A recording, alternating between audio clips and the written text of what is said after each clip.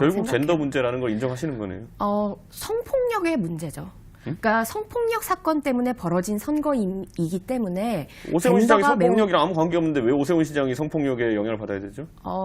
당연히 영향을 줄 수밖에 전 없다고 생각하는데요. 근데 저는 그렇게 해석하지는 않습니다만 젠더 선거 국면에선 항상 그 후보자의 정체성이 매우 중요하게 작동합니다. 그러니까 예를 들면 이것이 젠더 선거가 아니라 예를 들어 부패에 관련한 선거였다라고 봤었을 때 그 부패 집단에 속해 있는 후보 혹은 그 정체성을 갖고 있는 후보가 밀리는 것은 당연해요. 그 후보자의 정체성의 특성이 있기 때문에. 근데 이번 선거는 젠더 선거였기 때문에 20대 여성으로서는 아무래도 성폭력, 성차별 문제에 더 예민할 수밖에 없고 그런 면에서 오세훈 후보는 어떤 그 페널티 같은 것, 페널티라고 해야 되나요? 남성이기 때문에? 네, 남성이기 때문에 다가가지 못하는 문제들이 있었고 예를 들면 국민의힘에서도 여성들을 향한 어떤 적극적인 구애 혹은 아니면 정책? 네, 적극적인 정책 제안, 아젠다 제안 같은 걸 하지 않았기 때문에 오히려 가져갈 수 있는 20대 여성의 표를 못 가져온 거예요. 아니 지하철에 보면 분홍색 의자 만들고 주차장에 분홍색 선 긋고 한 게 오세훈 시장인데요.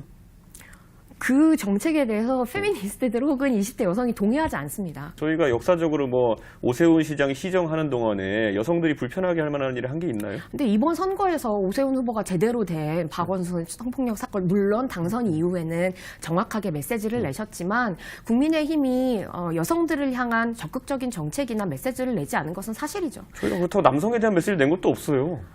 그런데 이번 선거의 이 특성 자체가 네. 젠더 선거였기 때문에 네. 혹은 뭐 성폭력 사건으로 일어난 미투 선거였기 때문에 20대 여성으로서는 더 예민하게 반응할 수밖에 없었다는 것이죠. 여성들이 좀 더 그 문제의 중요도를 두었을 수 있다라고 설명을 하시는 것 같은데 기본적으로 오세훈 시장이 남성이기 때문에 네. 여성 후보보다 여성들이 오세훈 시장을 선택하는데 좀 어려움이 있었다거나 뭐 그거는 제가 봤을 때 호남 사람에서 호남 뽑았다 뭐 이런 거 비슷한 두 번째는 논리를 하겠다는 것 같은데 뭐 이건 건전한 논리는 아닌 것 같습니다. 예, 그리고 또 하나는 국민의힘이 이전에도 뭐 이번 선거에는 없었습니다만 성추행이나 이런 여러 가지 스캔들이 좀 있었던 전력들이 좀 있었잖아요. 예전에 그런 별명으로 불린 적도 있고 그런 것 때문에 기본적으로 터부가 있었을 수 있다. 이건 어떻게 생각하세요? 20대 여성이 아마 정치를 어느 정도 뉴스로 접한 시기 이후로는 아마 민주당의 성추문이 아마 그 뉴스를 덮었을 겁니다. 사실 현직 도지사가 현직 광역자치단체장이 3명째 사퇴를 했고 이런 상황에서 저는 뭐 그런 불명예라고 하면 아마 민주당이 몇 배로 뒤집어 썼을 텐데 투표성에 그런 나타났다는 거는